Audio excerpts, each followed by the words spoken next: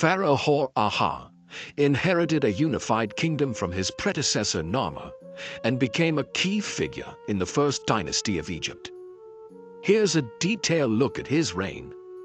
Hor-Aha took over the throne around 3050 BC, after Narmer had unified Upper and Lower Egypt. The name Hor-Aha is a rendering of the pharaoh's Horus name, an element of the royal titulary associated with the god Horus, and is more fully given as Horus-Aha, meaning Horus the fighter. For the early dynastic period, the archaeological record refers to the pharaohs by their Horus names, while the historical record, as evidenced in the Turin and Abydos king lists, uses an alternative royal titulary, the Nebti name. The different titles of a pharaoh's name were often used in isolation for brevity's sake, although the choice varied according to circumstance and period. Mainstream Egyptological consensus follows the findings of Flinders Petrie in reconciling the two records and connects Hor-Aha, archaeological, with the Nebti name Iti, historical. This process has also led to the identification of the historical Menes, a Nebti name, with Narmer, a Horus name, both of whom are credited with the unification of Egypt and as the first pharaoh of dynasty the Pharaoh, making Hor-Aha the second pharaoh. During Hor-Aha's reign, around 3050 BC, he further consolidated the unified kingdom and established Memphis as a strategically important capital city. Located in a well-defended area, Memphis served as a safeguard against potential invasions from the sea and was challenging to access from the desert. Hor-Aha is believed to have introduced the cult of Sobek, the crocodile god, in the Fayum region.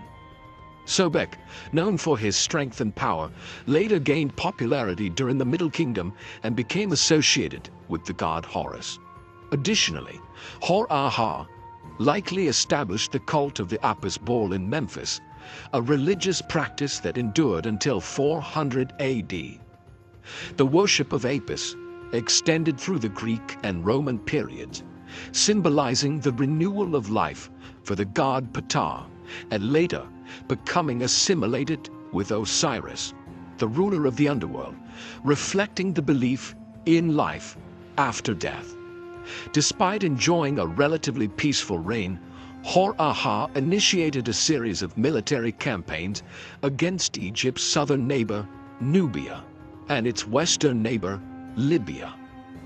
These military initiatives set the stage for future conflicts and the establishment of Egyptian control in the regions.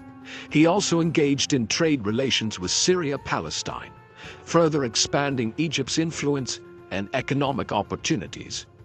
According to the historian Manetho, Hor-Aha met his demise when he was carried away by a hippopotamus.